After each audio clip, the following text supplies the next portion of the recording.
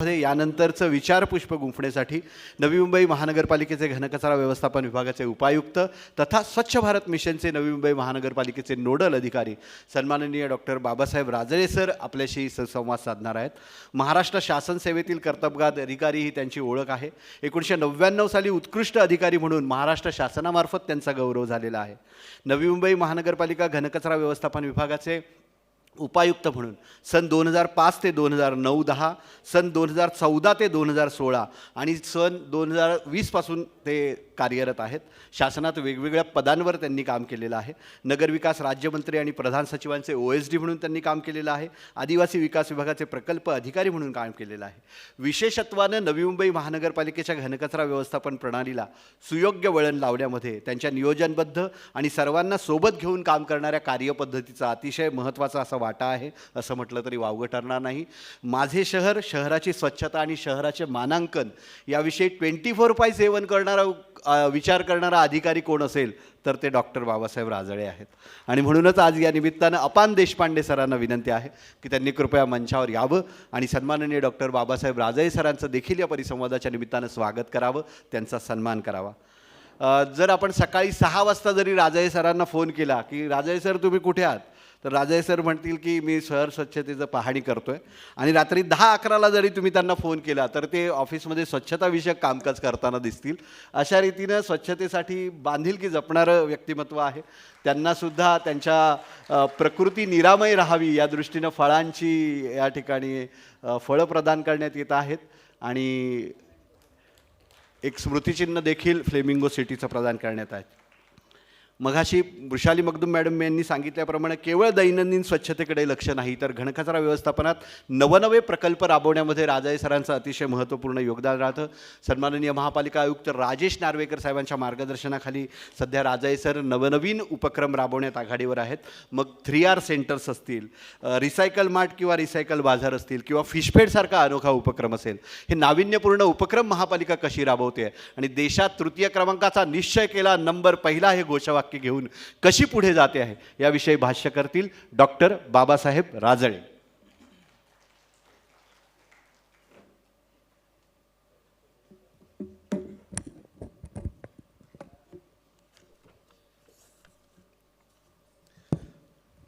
सर्वांना नमस्कार.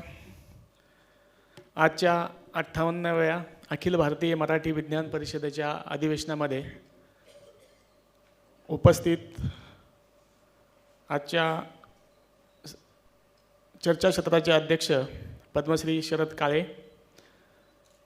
डायसवर उपस्थित Vrushali Magdum madam, Poonam Huddar madam, Deshpande sir, सर्व उपस्थित दिग्गज मंडळी. कारण आज आणि मी कालही कार्यक्रमाला होतो, मी पाहिलं आहे की या विज्ञान परिषदेमध्ये पद्मश्री एक व्यक्ती यावी, 2 व्यक्ती यावी असे नाही तर असंख्य व्यक्ती पद्मश्री असलेले या ठिकाणी येऊन गेले. एवढ्या मोठ्या दिग्गजांनी या ठिकाणी उपस्थिती लावलेली आहे आणि सर्व दिग्गज मंडळी या ठिकाणी उपस्थित आहेत.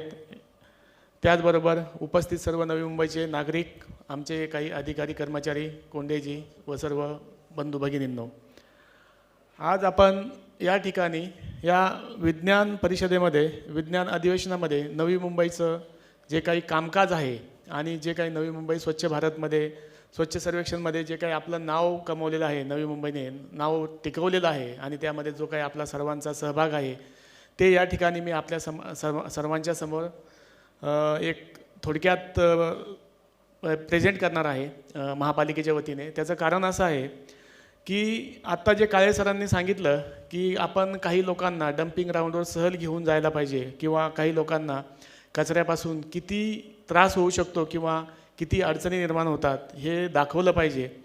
आणि त्या अनुषंगाने आपण महापालिका म्हणून महापालिका काय काम करते आणि आपला सर्वांचा त्यामध्ये किती सहभाग महत्त्वाचा आहे. आपला सहभाग तर आहे, पण आपण अजूनही त्यांनी जसं सांगितलं की आपण केळी विकत घेतल्यानंतर केळी माझी आणि साल तुझं ही प्रवृत्ती आपण थांबवली पाहिजे आणि माझा कचरा माझी जबाबदारी हे आपण अंगीकारलं पाहिजे. अशा अनुषंगाने सर्वांनी सहकार्य करावं असं त्यांची जी अपेक्षा आहे, त्याच धर्तीवर महापालिका जे काही कामकाज करते आणि आपल्याकडून जे काही सहकार्य मिळतं आणि ते अजून मिळावं या अनुषंगाने मी एक प्रेझेंटेशन देतो.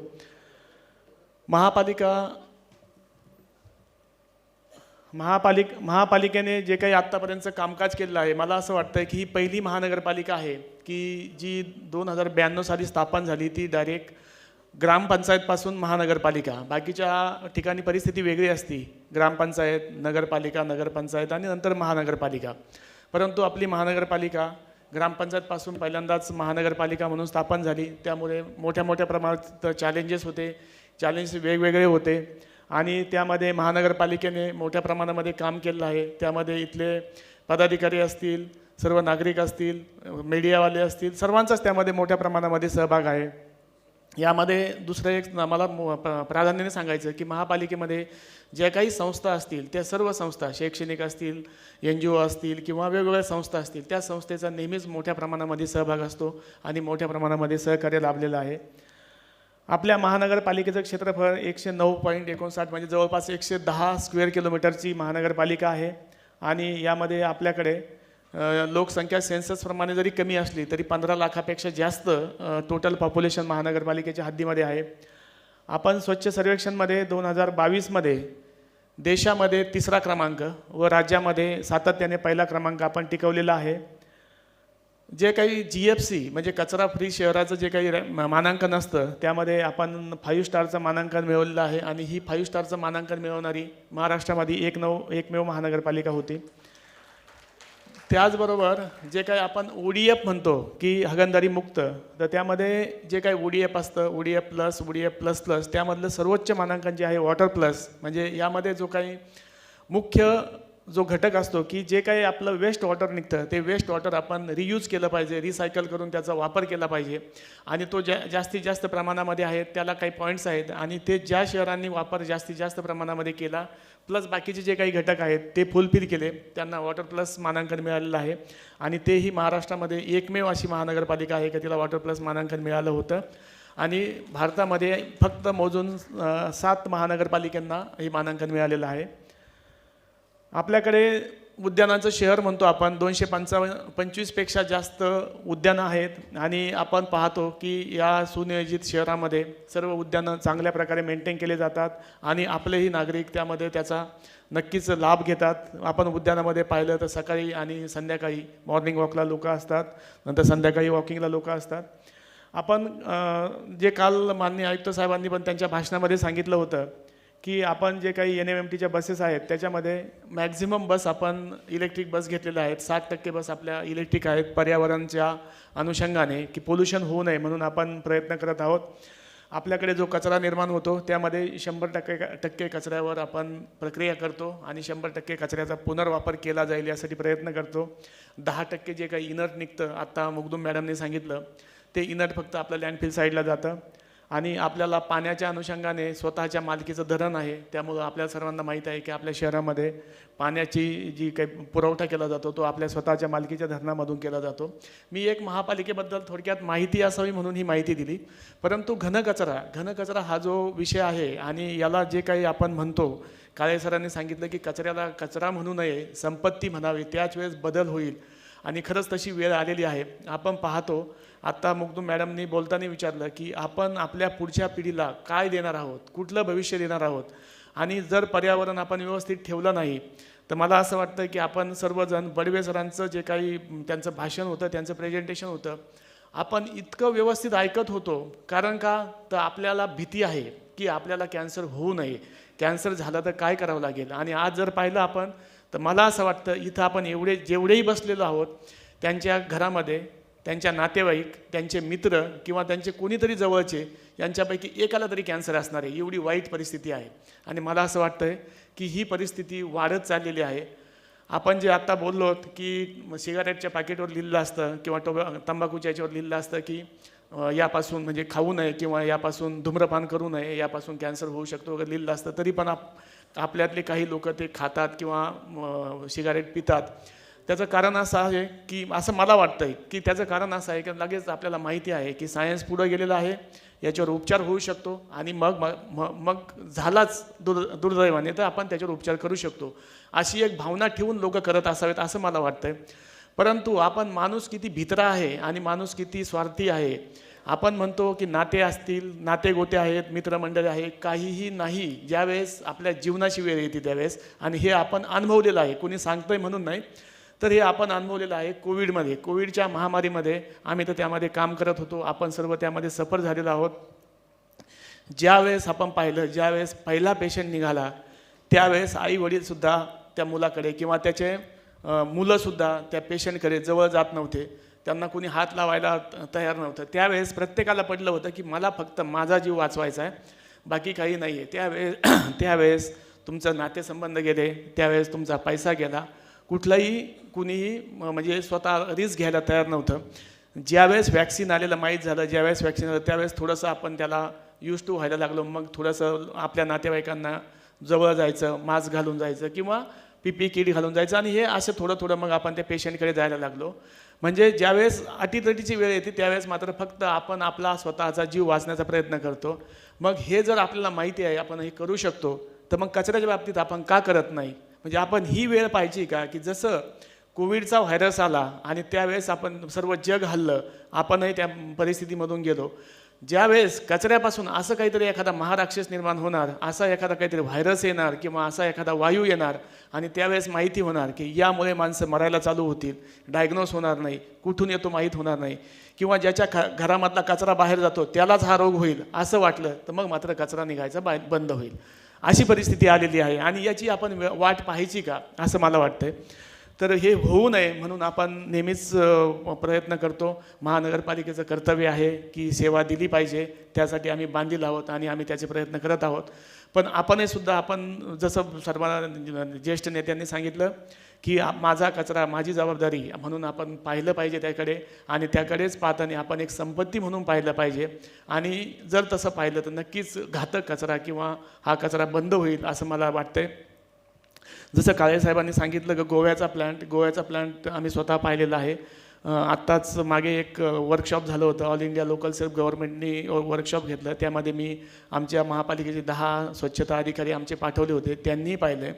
आणि खरोखर तो प्लॅन्ट जो आहे, जो म्हणतोय मी, म्हणजे मुद्दाम सांगतोय की आपला नवी मुंबईचा महानगरपालिकेचा जो प्रोसेसिंग प्लॅन्ट आहे तो आपण 12 वर्षापूर्वी केलेला आहे, तो अतिशय चांगला आहे. परंतु तो आता आउटडेटेड होत चाललेला आहे. आपणही अपग्रेडेशन करत आहोत. आपलाही नवीन प्लॅन्ट येणार आहे, मोठ्या प्रमाणामध्ये त्यावर म्हणजे काम चालू आहे.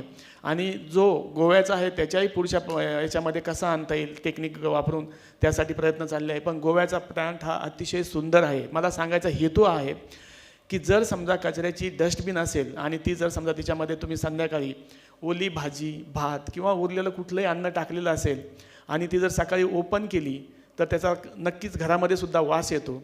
परंतु यांच्या प्रोसेसिंग प्लॅन्टला ज्यावेळेस आम्ही गोव्याला गेलो होतो, कारण त्या ठिकाणी कचरा येणारा हा एका घरामधून नसतो, एका हॉटेलमधला नसतो, पूर्ण शहरामधला कचरा असतो. आणि तो कचरा तिथे आल्यानंतर खाली केल्यानंतर जो गाडीतून वास येतो, तो वास येऊ नये म्हणून त्यांनी तिथे जसे आपल्या किचनमध्ये आपण चिमणी लावली जाते आणि त्या याच्यातून कचरा म्हणजे धूर शोषला जातो आणि बाहेर सोडला जातो की तो धूर घरामध्ये येऊ नये, तसा त्यांनी तो गॅस गोळा केला आणि तो हवेत न सोडता तो गॅस वॉश केला आहे. आणि वॉश करून त्याचे जे दुर्गंधयुक्त घटक आहेत ते डिझॉल्व करून नंतर तो गॅस हवेमध्ये सोडला. म्हणजे एवढं चांगलं काम केलेलं आहे आणि त्याचं आपण खरंच कौतुक केलं पाहिजे. ती कोणती संस्था आहे, काय आहे, त्यांनी त्यांचं काम केलं आहे, त्यांना पैसे मिळाले, ठीक आहे. पण त्यांनी या हेतूने केलं आहे की फक्त पैसे घेऊन काम करायचं नाही, तर आपलं पर्यावरण वाचवायचं आहे आणि आपल्याला आपल्या पृथ्वीला काहीतरी द्यायचं आहे. त्या अनुषंगाने ते काम केलं आणि अतिशय चांगलं काम आहे. आणि अशाच प्रकारचा नवीन प्लॅन्टही आपल्याकडे येऊ घातलेला आहे आणि तोही भविष्यामध्ये महानगरपालिकेमध्ये येणार आहे. मी काळे सरांना अजून एक मुद्दाम सांगतो ना, आपल्या सर्व उपस्थित सर्व नागरिकांना मी मुद्दाम सांगतो की आपल्याकडे जे काही वेस्ट प्रोसेस केलं जातं, ओला कचरा, सुका कचरा जो काही आहे तो, त्याची जी लँडफिल साईड आहे त्या लँडफिल साईडला, आणि जो आपल्याकडे लिक्विड वेस्ट म्हणजे जे काही आपलं पाणी निघतं टॉयलेटमधलं पाणी, त्याचं जे प्रोसेसिंग केलं जातं त्याचे जे प्लॅन्ट आहेत आपल्याकडे STP, कारण पुढे मी प्रेझेंटेशनमध्ये बोलणार आहे पण त्याच्यात खंड नको म्हणून मी मुद्दाम अगोदर सांगतो की त्या ठिकाणी आपल्या ज्या शाळा आहेत महानगरपालिकेच्या, त्या शाळेमधून डेली सहल नेली जाते. आम्ही शाळेला टार्गेट दिले आहेत की त्यांनी आपल्या महानगरपालिकेची बस जाते, तिथल्या 50 मुलांना घेते, पहिलं प्रोसेसिंग प्लॅन दाखवते, नंतर STP दाखवते आणि नंतर त्यांना त्याची माहिती देऊन घरी सोडली जाते. त्याचबरोबर ज्यावेळेस आम्ही काही सोसायटीमध्ये गेलो होतो त्या ठिकाणी चर्चा करताना काहींनी जे विचारलं आणि त्याच वेळेस आमच्या लक्षात आलं की आपण सोसायटींना सुद्धा हे दाखवलं पाहिजे की आपला कचरा कुठे प्रोसेस होतो.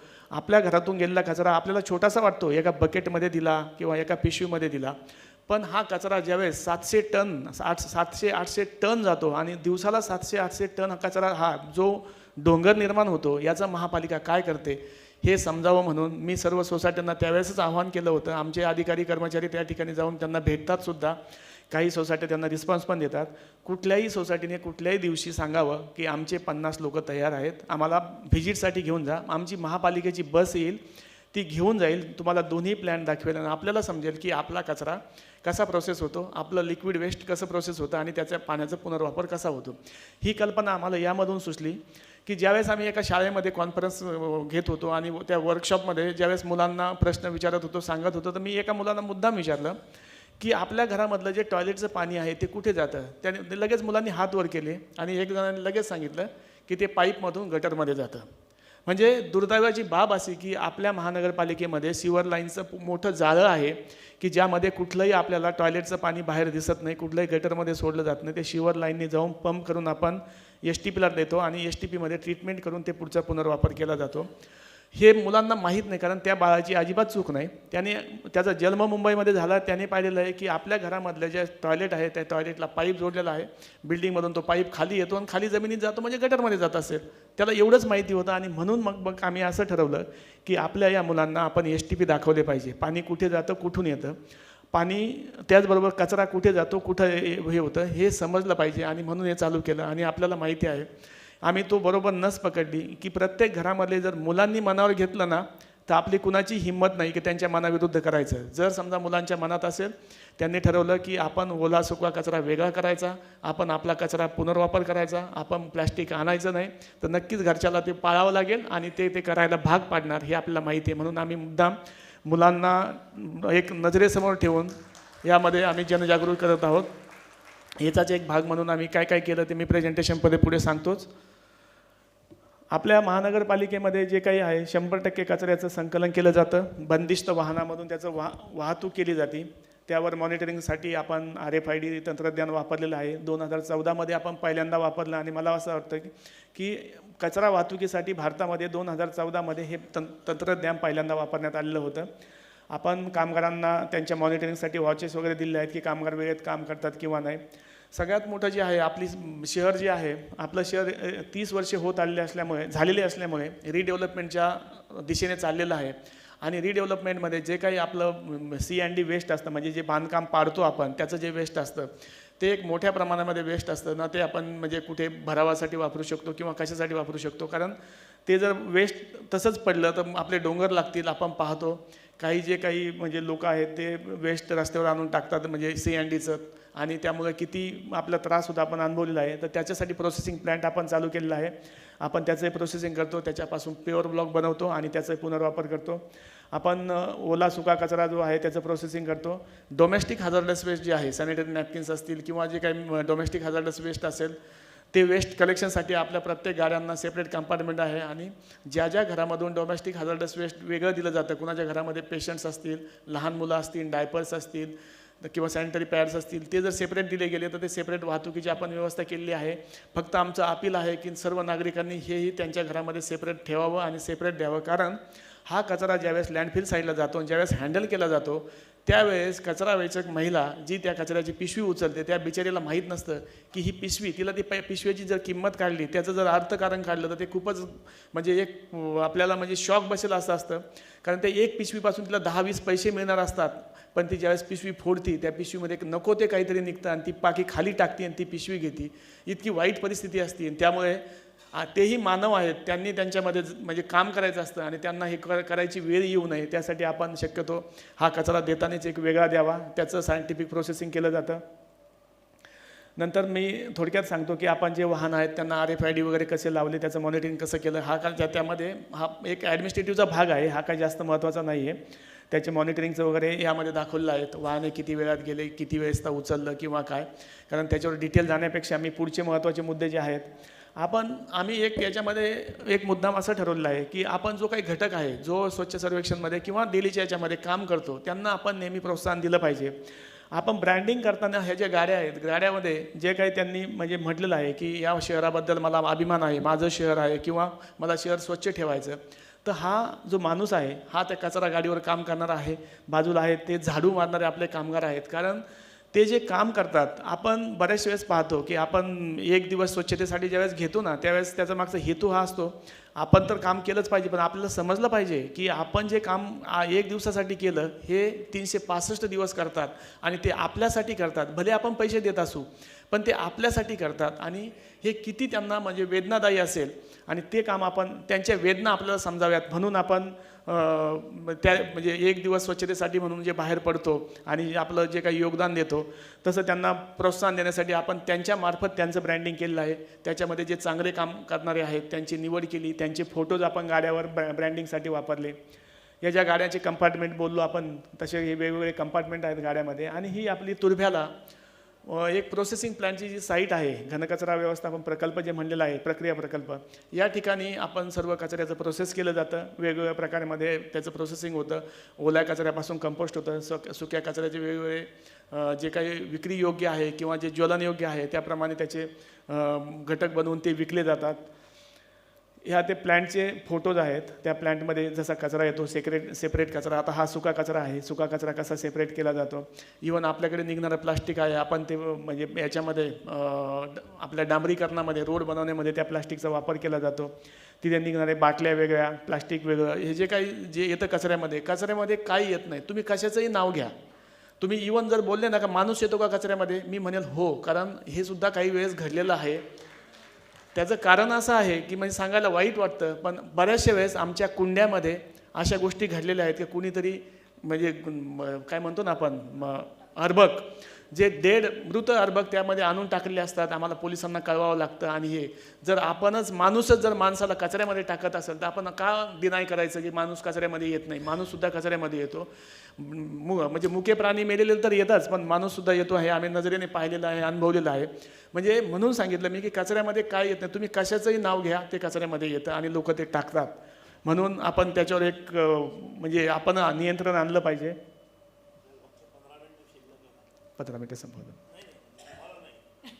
5 मिनिटात संपवलं सांगतो. कारण जेवणाची वेळ झालेली आहे, मलाही माहिती आहे वेळ थोडा आहे, पण मी थोडक्यात सांगण्याचा प्रयत्न करतो. हे CND वेस्टचा आपला प्रोसेसिंगचा प्लॅन्ट आहे. प्लॅन्टमध्ये मी जास्त डिटेल जाणार नाही. हे प्लॅन्ट कसे चालतात त्याबद्दलचं आहे. प्लास्टिक आपण वेस्टपासून कसे स्कल्पचर वगैरे बनवता येतील त्याप्रमाणे शिल्प वगैरे बनवलेले आहेत. आणि सेग्रिगेटेड करेक्शन वगैरे हे कसं केलं जातं. मला फक्त एक सांगायचं की स्वच्छ सर्वेक्षण आपण जे म्हणतो आणि त्यामध्ये आपला भाग किती महत्त्वाचा आहे नागरिकांचा, तो आपल्याला मला फक्त या ठिकाणी दाखवून द्यायचा आहे. काल आयुक्त सरांनी पण हे सांगितलं की स्वच्छ सर्वेक्षण म्हणजे स्वच्छ शहर. नवी मुंबई स्वच्छतेमध्ये 3ऱ्या क्रमांकावर आहे. म्हणजे फक्त जे काही व्हिजिबल आहे ती स्वच्छता नाही, ती स्वच्छता तर पाहिजेच. ज्यावेळेस आपण स्वच्छ शहर म्हणतो त्यावेळेस व्हिजिबली कुठेही कचरा दिसायला नको, कुठेही घाण दिसायला नको, ते स्वच्छ तर पाहिजेच. पण त्याबरोबर जे काही आपण म्हणतो ना का जे काही पडद्यामागचे घटक असतात किंवा जे काही दिसत नाहीत त्या गोष्टी असतात. आणि त्या गोष्टी अशा आहेत की आपल्याला सर्व्हिस लेवलमध्ये 4830 मार्क असतात, मानांकनामध्ये 2500 मार्क असतात आणि सिटीजन व्हॉईसमध्ये 2170 मार्क असतात की ज्यामध्ये रँकिंग ठरवली जाते. आणि खूप महत्त्वाचा घटक जो आहे की तो महापालिकेच्या हातामध्ये नाही, तो आपल्या हातामध्ये आहे. आणि त्यामध्ये आपल्या सर्वांचं त्यासाठी योगदान आवश्यक आहे. आणि मग यामध्ये काय असतं की नागरिकांमध्ये अवेअरनेस झालेला पाहिजे. आपल्याला कॉल येतात, आपण आपल्या घरामध्ये ज्यावेळेस असतो त्यावेळेस जे असेसमेंटला येतात ते आपल्याशी डिस्कस करतात, आपल्याशी चर्चा करतात आणि विचारतात की आपल्याकडे सेग्रिगेशन होतं का, किती प्रकारचं होतं, काय ते प्रश्न विचारतात. हे अवेअरनेस व्हावं, हे आपल्यापर्यंत यावं. आणि म्हणून महानगरपालिका वेळोवेळी वेगवेगळे प्रयत्न करत असते. त्यासाठी आम्ही जे आत्ता बोललो की मुलांच्या माध्यमातूनही आपण करतो, आम्ही सोसायटीच्या माध्यमातून सोसायटीमध्ये आम्ही येऊन वेगवेगळे प्रयत्न करतो. वेगवेगळ्या आपण कॉम्पिटिशन घेतो. म्हणजे स्वच्छ हॉस्पिटल, स्वच्छ सोसायटी, स्वच्छ मंडळे, स्वच्छ गणपती हे सर्व कॉम्पिटिशन घेतो. त्यांना कॅशमध्ये आपण बक्षिसे देतो, मानपत्र देतो आणि त्यांना ट्रॉफी पण देतो, आपण सर्टिफिकेट्स पण देतो. म्हणजे आपण सगळ्या प्रकारे आपण यामध्ये काम करत आहोत. यामध्ये नागरिकांचा सहभाग खूप मोठ्या प्रमाणामध्ये महत्त्वाचा आहे.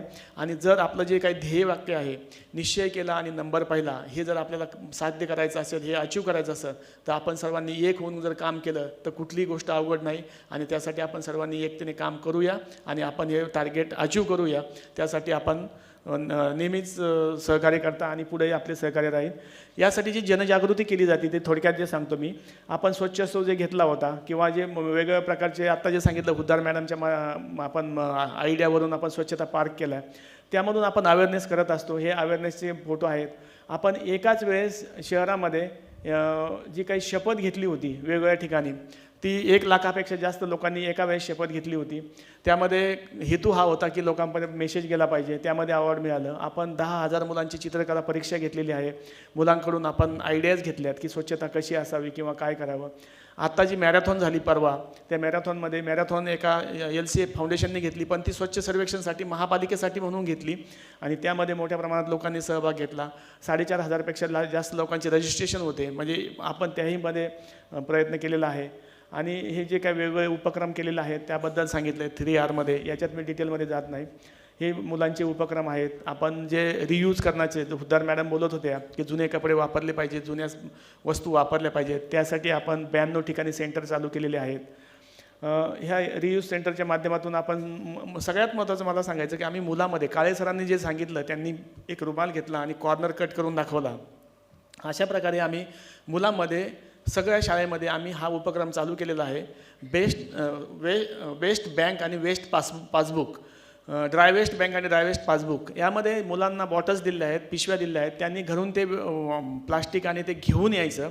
आठवड्यातून 1 दिवस त्यांचे टीचर ते मोजतात, त्याची क्वांटिटी पाहतात, त्यानुसार पॉईंट्स दिले आहेत. बॉटलला एवढे पॉईंट, प्लास्टिकच्या पिशवीला एवढे पॉईंट, ते पॉईंट एकत्र केले जातात. ते पासबुक बँकेसारखं पासबुक मेंटेन केलं जातं.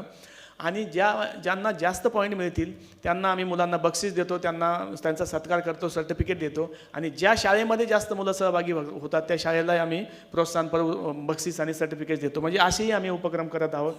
3R सगळ्यात महत्त्वाचं जे आहे हे या ठिकाणी मला सांगावंसं वाटतं, कारण आपलं जे अधिवेशन आहे ते विज्ञान अधिवेशन आहे. आणि या अनुषंगाने 3R जसं आहे तसं 3R म्हणजे इन्क्युबेटर, इनोव्हेटर्स आणि इम्प्लिमेंटर असे आम्ही एक संकल्पना ही केलेली आहे. त्यामध्ये DY पाटील हे आम्हाला इन्क्युबेशन सेंटर त्यांनी अवेलेबल करून दिलेलं आहे. आपले जे विद्यार्थी आहेत ते इनोव्हेटर्स आहेत, तिथं जाऊन ते वेगवेगळ्या आयडियाज आम्हाला देतात. आणि इम्प्लिमेंटर म्हणून महानगरपालिका आणि ग्रॉक फाउंडेशन जे आहे ते इम्प्लिमेंटर म्हणून काम करत आहे. आणि यामध्ये मुलांकडून वेगवेगळ्या प्रकारच्या अतिशय चांगल्या आयडिया आहेत. म्हणजे ज्या डस्टबिनला वापरता येईल, ज्या कचऱ्यावर वापरता येईल, खूप मोठ्या प्रमाणामध्ये त्यांच्या आयडिया मिळतात. आणि तेही आपण सायन्सच्या माध्यमातून आपण अचीव करण्याचा प्रयत्न केलेला आहे. यामध्ये वेगवेगळ्या माध्यमातून जे काही आपण दंडात्मक कारवाई करणे किंवा काय हे बाकीच्या जर गोष्टी चालूच असतात. बाकी यामध्ये आता मी सिवर लाईन किती % वगैरे जास्त डिटेलमध्ये जात नाही, कारण काळे सरांनी तिकडून 2 वेळेस इंडिकेशन दिलेलं आहे. यामध्ये जो काही आपला पाण्याचं जे आहे हा टर्शरी प्लांट आहे, यामध्ये आपण पाणी विकून पैसे आपल्याला मिळतात. ज्यावरती जे लिहिलं आहे की महानगरपालिका MIDCला 18.5 म्हणजे 18.5 रुपये पर क्युबिक मीटर प्रमाणे पाणी देते, की जिथे MIDC मार्केटमधून 23 रुपयेप्रमाणे पाणी घेत होते. त्यामुळे त्यांचंही सेविंग होतं. आणि दुसरं म्हणजे आपलं वेस्ट वॉटर जे आपण ट्रीटमेंट करून आपण खाडीमध्ये सोडणार ते पाणी आपल्याला पुनर्वापरासाठी येतं आणि ते पाणी आपण वापरत आहोत. त्यामुळे त्याचाही मोठ्या प्रमाणामध्ये वापर होत आहे. याचबरोबर आपण टॉयलेट जे मेंटेन करतो, टॉयलेट कशा प्रकारे मेंटेन करतो. आपण नाल्यामध्ये आपण पाहिलं असेल की आपलं शहर जे आहे ते लो लाईंग असल्यामुळे भरतीच्या वेळेस पाणी आपल्या शहरामध्ये येतं आणि परत ते पाठीमागे जातं. त्यामुळे शहरामध्ये जो काही पाणी येतं भरतीचं, त्यामध्ये खाडीमध्ये जो काही कचरा असेल तो येतो आणि त्यामुळे आपले नाले खराब होऊ नये. म्हणजे त्यासाठी आपण ते जाळ्या लावलेल्या आहेत किंवा आपण टाकलेला कचरा तो खाडीमध्ये जाऊ नये, तर त्यासाठी आपण हे फिल्टर्स लावलेले आहेत मोठ्या मोठ्या नाल्यामध्ये. नंतर आपण जे काही आपले ब्रिजेस आहेत त्या ब्रिजवरती आपण जाळ्या लावल्यात. आपण रोडच्या कडेने पाहतो, कधी आपलं लक्ष गेलं तर ते जाळ्या याच्यासाठी की मी आटपचा घेतो, कारण मला यावर बोलायला सांगितलं तर मी दिवसभरही बोलेल. एवढं म्हणजे गोष्टी आहेत आणि म्हणजे मी काही बोलेल म्हणजे मला काही हे नाही. फक्त यामध्ये आपल्याला माहिती असावं म्हणून आपले जे शिवर लाईनचे कॅमेरे आहेत, मानवी हँडलिंग करायचं नाही वगैरे, त्यासाठी आपण जे काही जे आपलं मियावाकी डेव्हलप केलं आहे. आणि हे जे आहे हे आपलं सर्वात जुनं 2 लाख टन कचरा असलेलं जुनं डम्पिंग ग्राउंड होतं. ज्यांनी वाचलेलं नाही, ज्यांना माहीत नाही, ते जर आत्ताही गेले तर ते म्हणणार नाही की हे डम्पिंग ग्राउंड होतं. एवढं छान ते उद्यान तिथे केलेलं आहे आपण. आणि हे उद्यान अतिशय सुंदर आहे. मियावाकी गार्डन आपण तिथे डेव्हलप केलेलं आहे. जवळपास 5,000पर्यंत लोक तिथे एका वेळेस आलेले आम्ही पाहिलेले आहेत, म्हणजे याच्यामध्ये सुट्टीच्या दिवशी. आणि हिचं नैसर्गिक म्हणजे बायोडायव्हर्सिटी आम्ही मेंटेन केलेली आहे. त्यामध्ये तुम्हाला कोबरा दिसेल किंवा बाकीचे जे मधमाशा, पक्षी वगैरे, कोल्हे, लांडगे, सर्व तिथं प्राणी दिसतात.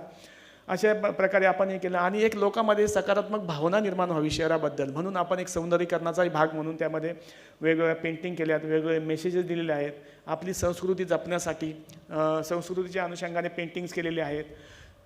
नायगावकर सरांचा मगाशी उल्लेख झाला, मी परत उल्लेख करतो की आपण स्वच्छ कवी संमेलन आपण घेतलं होतं. आणि त्या कवी संमेलनामध्ये आपण जे काही मेसेजेस आहेत, ज्या कविता आहेत, त्या सर्व दिग्गज नायगावकर असतील किंवा फुटाणे साहेब असतील किंवा बागवे साहेब असतील, म्हात्रे साहेब असतील, हे सर्व मोठे मोठे कवी आले होते. आणि त्यांनी स्वच्छ कवी संमेलन म्हणून कविता केल्या होत्या फक्त स्वच्छतेबद्दल. आणि त्यांनी जे काही सांगितलं होतं की मानवाने स्वच्छतेसाठी काय करावं आणि आपण कुठे लॅकिंग आहोत ते दाखवून दिलं.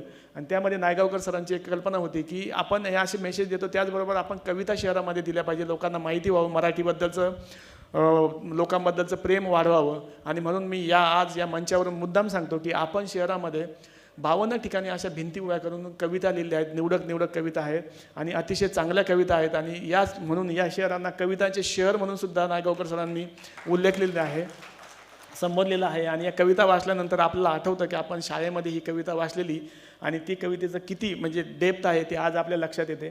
आपले जे तलाव आहेत आपण मेंटेन करण्याचा प्रयत्न करतो. आपल्या तलावामध्ये कुठेही आपला कचरा दिसणार नाही त्यासाठी प्रयत्न करतो. या प्रकारे अवेअरनेस करतो, ब्युटिफिकेशन करतो. वेगवेगळे जे पेंटिंग्स केलेले आहेत पेंटिंगच्या माध्यमातून. आणि फाउंटन जे लावलेले आहेत ते फक्त ब्युटिफिकेशन नाही तर पोल्युशन कमी करणं हे त्याच्यामागचा हेतू असतो. बऱ्याच जणांना आपल्याला माहीत नसेल, त्यामुळे फाउंटनही लावलेले आहेत. मला असं वाटतं की बऱ्यापैकी सांगून झालेलं आहे. एक फक्त मला थोडक्यात सांगायचं की मेसेज जावं म्हणून फक्त 1 मिनिटाची फिल्म आहे, ती फिल्म दाखवतो. दुसरी शहर ब्युटिफिकेशनची फिल्म मी दाखवत नाही. ही फिल्म आपण दाखवूया की आम्ही असाही प्रयत्न केला की लोकांपर्यंत त्यांना डिवचून हा मेसेज गेला पाहिजे. म्हणजे फक्त आपणच म्हणजे सांगून जर होत नसेल तर अशा प्रकारे होतं आहे का, तोही प्रयत्न केला. ती एक फिल्म दाखवतो.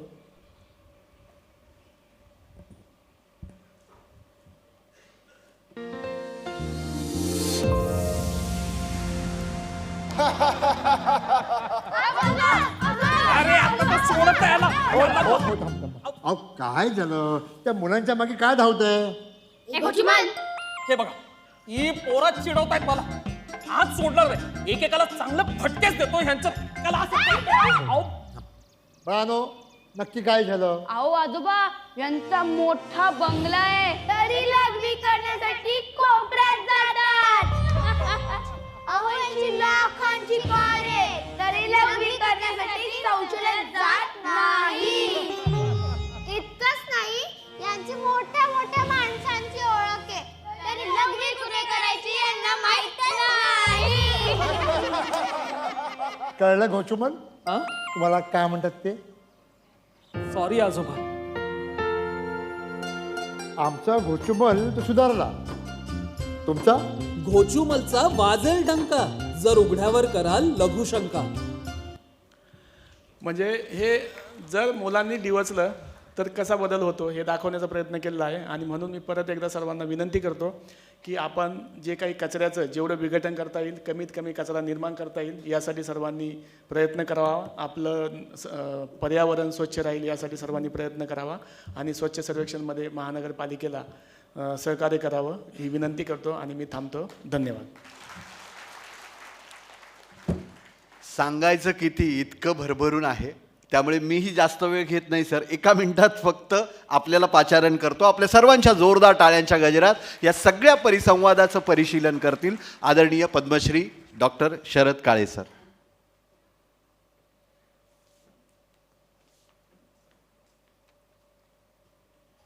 फक्त बोलणाऱ्यांनाच नाही तर ऐकणाऱ्यांना दाद द्यायला पाहिजे.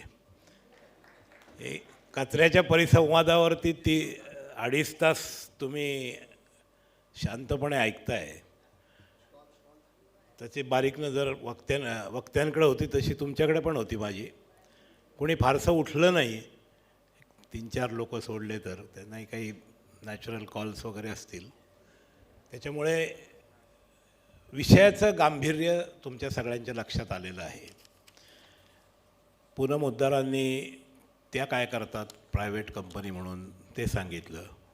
वृषालींनी सामाजिक माध्यमातून त्या काय करतात ते सांगितलं. राजळे यांनी प्रशासक ॲडमिनिस्ट्रेशन या नात्याने महानगरपालिका काय करते सांगितलं. सगळेजण आपापल्या पद्धतीने खूप चांगलं काम करत आहेत. दुसऱ्याच्या मेथडला नावं न ठेवता माझं तर असं म्हणणं असतं की मी काही एकटाच पर्यावरणावरती काम करत नाही. अनेक लोक काम करतात, पण त्यांची संख्या कमी आहे. आणि ती संख्या वाढवणं हा या अशा परिसंवादांचा एक महत्त्वाचा उद्देश असतो की जे चांगलं काम करतायत त्यांना इथे बोलवायचं आणि आपापसातले मतभेद बाजूला ठेवून तुम्ही आपल्या पर्यावरणासाठी, आपल्या मुलांच्या भविष्यासाठी, आपल्या येणाऱ्या पिढ्यांच्या भविष्यासाठी आणि या वसुंधरेच्या भविष्यासाठी आपण एकत्र काम करायचं आहे. अनेक मतभेद असू शकतात, दुमत असू शकतं, हा प्लॅन चांगला का तो प्लॅन चांगला. कोणीतरी एक प्रश्न पाठवला आहे साठे सर म्हणून की what are 5 things better in Indore than Navi Mumbai. आपण अशी कंपॅरिझन करायची गरजच नाही आहे. I can tell you an number of points. पण इथे आम्ही ॲसेसमेंट करणारा हा परिसंवाद नाही आहे. हा प्लॅन चांगला का तो प्लॅन चांगला. राजळ्यांनी आउट ऑफ द वे जाऊन गोव्याच्या प्लॅन्टला चांगलं म्हणलं. इट इज गुडनेस ऑफ हिम, म्हणजे त्यांचं चांगुलपणा येतो. पण तुम्हाला एक सांगतो, तुम्ही अशा त्या ह्याच्यात पडूच नका. प्रत्येकाचं, कारण हे जे घनकचरा व्यवस्थापन आहे हे त्याची दृष्टी एकदा विकसित झाल्यानंतर मला खात्री आहे तुम्ही सगळे सुजाण आहात आणि तुम्ही चांगल्या ज्या समाजातल्या पद्धती आहेत त्या पद्धतींचा वापर करून तुम्ही तुमच्या घराच्या घनकचऱ्याचं व्यवस्थापन करू शकता.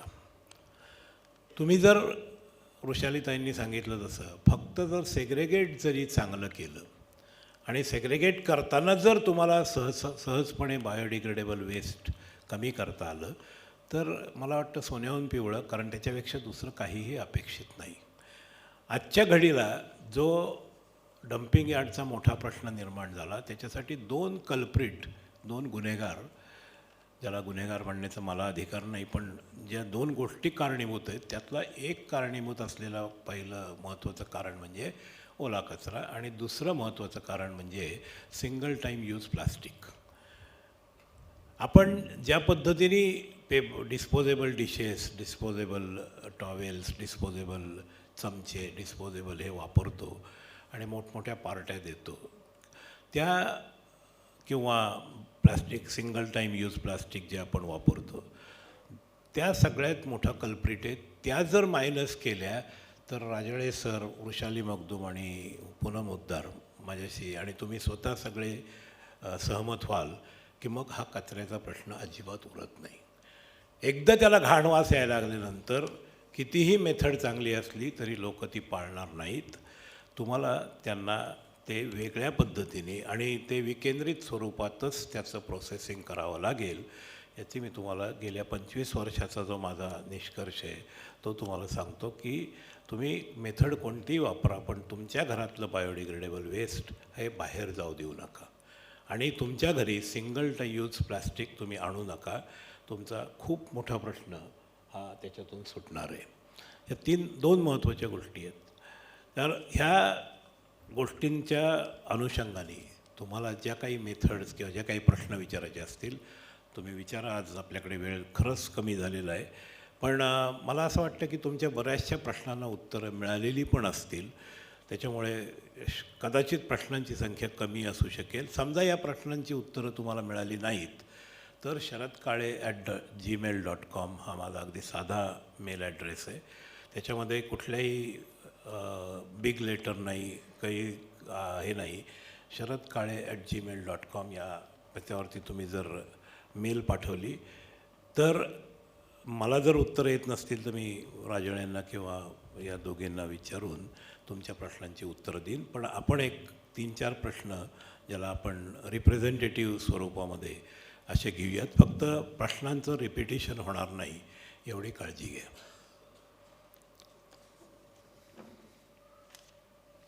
प्रश्न विचारायला हरकत नाही. त्यांच्यापर्यंत कृपया माईक देता.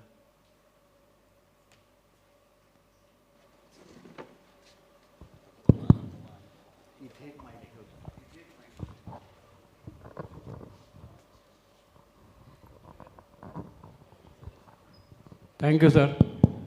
सबसे पहले तो मैं आपका धन्यवाद करूँ, आप लोगों ने बहुत अच्छा ये किया. और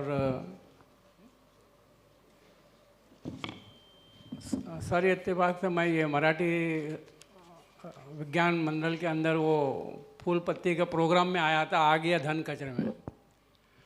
तो मुझे खुशी है, सर बता रहे थे कि धन कचरे के लोग वैल्यू नहीं करते, इसका नाम अगर कचरा धन रखेंगे तो शायद लोग अट्रैक्शन होंगे. तो और दूसरा ये है कि अभी सिटीज़ बड़े हो रहे हैं. तो जैसा आर्किटेक्चर लेवल में बैक टू नेचर में आ रहे हैं, इंग्लैंड वगैरह बड़ी बिल्डिंग छोड़ के छोटे आ रहे हैं, तो हम लोग के इधर भी कम से कम जैसा अभी हमारा सिस्टम है, लेकिन इसराइल ने जो डेवलप किया हुआ है सिस्टम, तो हम लोग धन कहते वो उसको जैसे आजकल 2 कुंडी लगाते गांव में और वो 6 महीने के बाद में एक टॉयलेट सूख जाता है, मट्टी होता है, वैसे हम लोग जगह पे इसको डीकम्पोज बिल्डिंगों में वाटर हार्वेस्टिंग और कंपोजिशन वहीं के वहीं सेंट्रलाइज सोसाइटी पे कंपलसरी शुड बी देयर. तो some time we will talk in detail. ये कायदे से अभी ज़रूरी हो चुका है, राजड़े साहब भी बताएंगे. 2016 के जो रूल्स है उसके मुताबिक जहाँ ये घन कचरा जो विशेषता जो जैविक कचरा है जो पैदा होता है वही उसका प्रोसेसिंग करना अभी कंपलसरी हो गया है.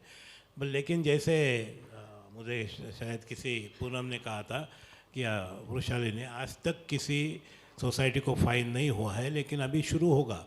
एक स्थिति आएगी कि अगर लोग नहीं मानते हैं तो उसका एक पता है आपको, there is one PLI 1988 by 1996 Almitra Patel, इन्होंने एक PIL दाखिल किया था 1996 में. सुप्रीम कोर्ट ने उसका जवाब ढूंढना शुरू किया. आज तक वो PIL बंद नहीं हुआ है, फाइल अभी भी चालू है. I recently had almost a day long discussion विद डॉक्टर अलमित्रा पटेल. वो शुरू हुआ बेंगलोर में, उनके घर के बाजू में हाई कोर्ट जज आने वाले थे. उन्होंने कमिश्नर को फ़ोन किया कि मेरा रास्ता बहुत ख़राब है, आप साफ़ कर लीजिए. उन्होंने कमिश्नर ने जवाब दिया था आपका रास्ता बाकी रास्तियों से बहुत सुंदर है, उसको ज़रूरत नहीं है. End she got wild end she put up that PIL. अभी भी उसका PIL का नतीजा नहीं आया है. ये स्थिति है. ये 2 जनरेशन का वक्त लगेगा पूरा भारत. मैंने जो कहा था कि कचरा मुक्त होने के लिए 1 जनरेशन तो मेरी निकल गई, अभी शायद जो दूसरी जनरेशन शुरू हो गई है वो ये काम करेंगे, मुझे पक्का विश्वास है. और 10-15 साल में हमारा देश आज से बहुत ही अच्छा, सुंदर और स्वच्छ होगा. एक प्रश्न विचारायचा आहे. कचरा वेचणारे जे कामगार असतात किंवा ज्या महिला असतात तर त्यांना आरोग्यविषयक काही वेगळ्या समस्या येऊ शकतात का, आणि त्याच्यावरती काय उपाययोजना असते? मी आता जो ताईंनी प्रश्न विचारला त्याच्यावर तर सांगतोच की आरोग्यविषयक ज्या काही समस्या आहेत, आपण पाहतो की त्यांना सगळ्यात मोठ्या ज्या आरोग्याच्या समस्या असतात त्या स्किन डिसीज आणि दुसऱ्या श्वसनाचे डिसीज, हे डिसीज त्यांना मोठ्या प्रमाणात होतात. आणि त्याचाच एक त्याची काळजी घ्यावी म्हणून महानगरपालिका प्रत्येक 6 महिन्याला जे काही आपले सर्व सफाई कामगार आहेत त्यांचं फ्रीमध्ये मेडिकल चेकअप करतं. आणि आपण जे काही म्हणजे लिक्विड वेस्टवर काम करणारे आहेत त्यांचं तर त्यांच्या फॅमिलीसह चेकअप करतो आपण, कारण ते स्किन डिसीज स्प्रेड होऊ नये. आणि त्यांना जोपर्यंत म्हणजे शेवटपर्यंत जर समजा त्यांना आपण या आजारासाठी चेकअप केलं, डोळ्याचे आजार निघाले, कोणाला हार्टचा प्रॉब्लेम निघाला, तर ते आपल्या मोठ्या हॉस्पिटलला नेऊन त्यांना शेवटपर्यंत आपण मोफत उपचार केला जातो. मला दुसरं एक प्रश्नावर उत्तर द्यायचं आहे की आत्ताच काळे सरांनी ते सांगितलं की आपल्याला कोणाशी कॉम्पिटिशन करायची नाही, परंतु जे कोणी आपले सुजाण नागरिक आहेत त्यांच्या मनामध्ये खंत राहू नये की मी प्रश्न विचारला आणि कारण त्यांच्या मनातली ही खंत आहे की इंदोर कायम पहिल्या नंबरवर येताना नवी मुंबई का येत नाही, म्हणून हा त्यांनी प्रश्न विचारलेला असावा. आणि त्याचं मी मुद्दाम उत्तर देतो की आपण लॅकिंग कुठे आहोत. इंदोरमध्ये आपल्यापेक्षा 5 पॉईंट कोणते चांगले आहेत किंवा आपण 5 पॉईंट कुठे मागे आहोत, हे जर त्यांनी प्रश्न विचारला. आपण नेहमी पाहतो की जर समजा आपल्या शाळेमध्ये एखादा मुलगा टॉपचा असेल तर त्याच्या नोट्स सगळेजण म्हणजे पाहतात, वाचतात किंवा काय आहे त्याच्या नोट्समध्ये ते पाहतात. तसं आम्ही सुद्धा ते केलेलं आहे. आम्ही पण इंदोरला जाऊन आलेलो आहोत. आम्ही स्वतः कमिशनर साहेब आलेले आहेत, मी स्वतः गेलेलो आहे आणि आमची टीम पण गेलेली आहे. हे पाहण्याचा हेतूच हा होता की आपल्यामध्ये आणि त्यांच्यामध्ये काय फरक आहे, आपण का म्हणजे आपण कशामध्ये लॅकिंग आहोत आणि त्यामध्ये आपण आपलं इन्फ्रास्ट्रक्चर किंवा आपल्या बाकीच्या गोष्टी ज्या आहेत यामध्ये कुठंही आपण मागे नाही आहेत. आपण सर्व गोष्टी व्यवस्थित करतो. फक्त जे काय आहे मी मगाशी सांगितलं की त्यांनी जे काही 2170 मार्क जे ठेवलेले आहेत या 9500 पैकी, हे मार्क आहेत सिटीजन व्हॉईससाठी आणि सिटीजनची इन्व्हॉल्वमेंट, सिटीजनचा रिस्पॉन्स, हे जे मार्क आहेत याचं जे असेसमेंट केलं जातं ते असेसमेंट मी फक्त थोडक्यात सांगतो. आपल्याला कॉल येतात, आपल्यापैकी बसलेल्यांना कुणाला तरी कॉल आले असतील, त्यापैकी कॉल हा असा की त्याच्यामध्ये हे विचारलं जातं की मैं दिल्ली से बात कर रहा हूँ, स्वच्छ भारत निगम से बात कर रहा हूँ, आपने नगर निगम में स्वच्छ सर्वेक्षण चालू है क्या. आता दिल्ली से बात कर रहा हूँ, स्वच्छ भारत से बात कर रहा हूँ, हे सगळं आपण ऐकलं. त्यावेळेस जर आपण काही गडबडीमध्ये असू, आपण काहीतरी काम करत असू, ड्रायव्हिंग करत असू किंवा आपल्याला वाटतं की हा कॉल बिगर कामाचा आहे, कारण जसे ॲडव्हर्टाईजचे कॉल येतात किंवा बाकीचे कॉल येतात तसे, त्यावेळेस हा कॉल आपण कट करतो आणि त्यावेळेस आपण महापालिकेचा 1 मार्क मायनस करतो. याच्यामध्ये दोष कुणाचा आहे यामध्ये आपण, कारण ज्यावेळेस जसं हे असतं जो रँकिंगचा मुलगा असतो तो नेहमी पाहतो की हा माझ्यापेक्षा पुढे गेला, हा कशामध्ये पुढे गेला, म्हणून तो त्याचे पेपर पाहतो, आपले पेपर पाहतो, मार्काचे टॅली करतो. त्यावेळेस आम्ही वेळोवेळी हे करून सगळं केलेलं आहे, आपण आत्ताही करत आहोत आणि आपण त्यामध्ये मागं पडतो. आणि म्हणून मी पुन्हा मागाशीही बोललो की आपणा सर्वांना विनंती आहे की आपलं सहकार्य यामध्ये गरजेचं आहे. आपण म्हणाल की मी स्वतः करतो ना, कारण ज्यावेळेस असं कुठं फोन येतो आपल्याला लोन हवं आहे का किंवा काही बोलल्या आपण लगेच गडबडीत कट करतो, कारण आपण काहीतरी कामात असतो, कट करतो. तसं आपणही केलं असेल, हे होत असेल. पण मला माझी विनंती आहे की सर्वेक्षण शब्द ऐकल्यानंतर कृपया कट करू नये आणि जी काही वस्तुस्थिती आहे ती सांगावी. आम्ही चुकीचं सांगा म्हणणार नाही, आपल्या शहराबद्दलच विचारतात, चुकीचं काही विचारत नाही, ते फक्त आपण सांगावं आणि त्यामध्ये आपण मागे असतो. बाकी आपण जर पाहिलं भौगोलिक परिस्थिती असेल किंवा सर्व काही असेल जवळपास प्लस ऑर मोर सारखंच आहे आपलं. ते जे काम करतात तसंच काम आपणही करतो. त्यांची जी क्वालिटी आहे तीच क्वालिटी आपली आहे, त्यामध्ये बदल नाही. आणि मला आणखी एक अभिमानाने सांगा वाटतं, मी फक्त त्या व्यक्तीचं नाव सांगणार नाही, ती व्यक्ती बऱ्याचशा लोकांना माहिती असेल कारण ते जरा ॲक्टिव्ह याच्यामध्ये असतात. ती व्यक्ती इंदोरची आहे, एक लेडी आहे, इंदोरची आहे. त्या बऱ्याच वेळेस महापालिकेमध्ये आल्यानंतर त्या स्वतः म्हणतात की सर मी इंदोरची आहे, मी कायम गावी जाते, पण सर्व्हिसला म्हणून आम्ही इथं असतं, आपलं शहर पहिलं का येत नाही, आणि ते दाखवतात की त्यांच्यापेक्षा हे आपल्याकडे चांगलं आहे. म्हणजे हा त्यांचा मनाचा मोठेपणा आहे. मी अतिशयोक्ती सांगत नाही, मी फक्त त्यांचं नाव इथं सांगू शकत नाही. म्हणून म्हणजे अशा गोष्टी आहेत, त्यामुळं आपण सर्वांनी त्यासाठी प्रयत्न करणं गरजेचं आहे. धन्यवाद. सर एक मी प्रश्न विचारतो की हे प्लॅस्टिकचा जो कचरा आहे, प्लॅस्टिक इंडस्ट्रीवर किती बंदी आली बा, आजपर्यंत किती प्लॅस्टिक इंडस्ट्रीज बंद झाल्या आणि गव्हर्नमेंट ते निर्मातेच का, त्यांना परमिशन कशी आहे निर्माती करण्यासाठी. आपण आपल्या स्वतःवर बंदी घालू शकत नाही आणि आपण प्लास्टिकवर बंदी घालण्याची गोष्ट करतो. तुमचा प्रश्न वावगा नाही आहे. हा प्रश्न मला बरेच जण विचारतात की सर तुम्ही एवढे वेगवेगळ्या फील्डमध्ये इन्फ्लुएन्शियल आहात तर बंदी का नाही घालत. महाराष्ट्र सरकारने प्लास्टिकवर 1 टाईम प्लास्टिकवर बंदी घातलेली आहे. गेली 8-9 महिन्यापासून ही बंदी लागू आहे. बंदीचा प्रश्न नसतो. मगाशी मला वाटतं दोघींपैकी कोणतरी एक म्हणलं, तिथे गेल्यानंतर मला प्रत्येक पिशवीमध्ये भाजी वेगळी दे, कारण मला घरी जाऊन वेगळी करायला वेळ नाही आहे. या ह्याच्यावरती 5-6 पिशव्या घेऊन जातात. आता यांना बंदी घालायची का त्यांना बंदी घालायची हा प्रश्न आहे. Plastic per say is not a, म्हणजे हा अजिबात मोठा प्रॉब्लेम नाही आहे.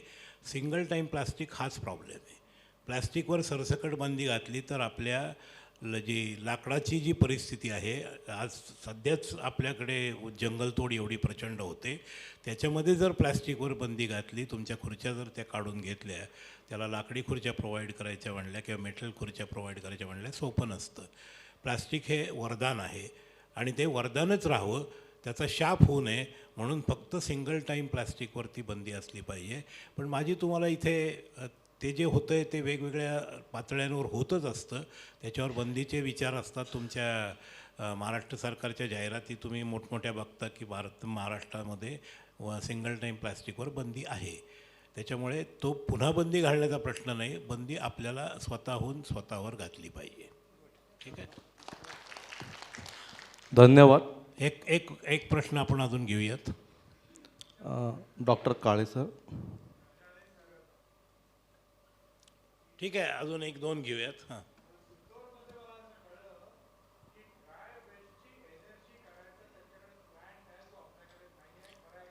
नाही नाही, ड्राय वेस्टची एनर्जी करत नाहीत.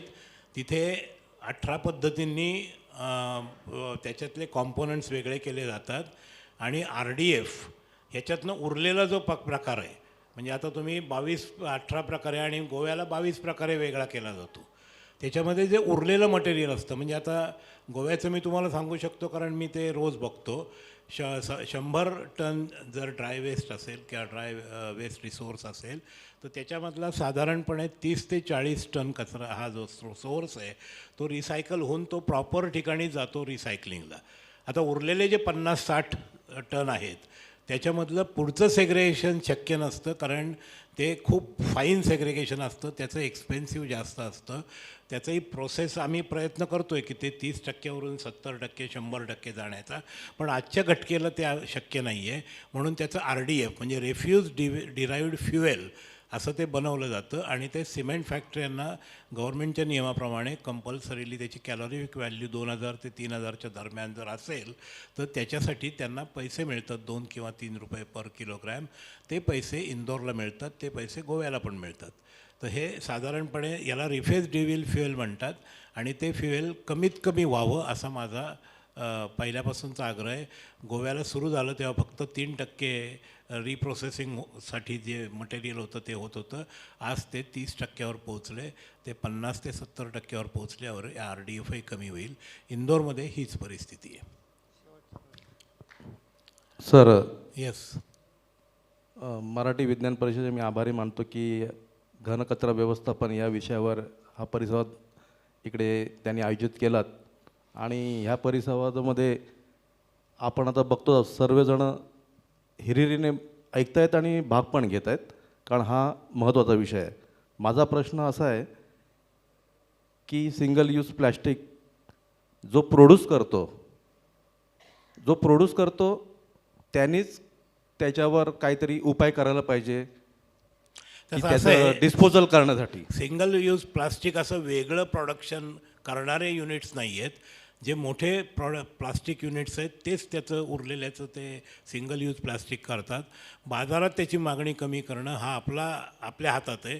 सरकार काय करतं आहे ते करतच असतील. नाही सर, पण नाही, त्याच्यावरती बंदी घालण्याचे प्रयत्न चालू आहेत. जे प्रोड्यूस करतात, जे त्या पर्टिक्युलर सेक्शनवर बंदी घालण्याचे प्रयत्न चालू आहेत. बंदी नाही घालत आहे ते, त्याच्यावर प्रोसेस डिस्पोजल कसं करायचं ह्याच्यावर ते रिसर्च करू शकतात आणि त्याच्यावर सिंगल टाईम प्लास्टिकवर काहीही रिसर्च आजच्या क्षणी तरी शक्य नाही आहे.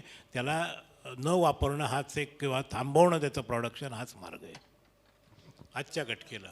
सर, जो ओला कचरा आहे तर त्याचं डिग्रेडेशन होण्याकरता काही बायो एन्झाईम्स वापरतो का आपण?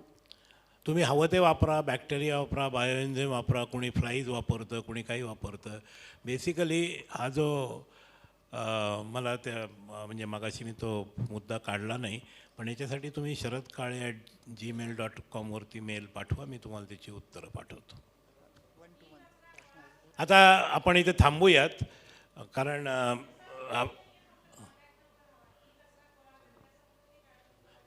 तो तुम्ही 1-to-1 वृषाली मॅडमशी बोलून घ्या. ठीक आहे.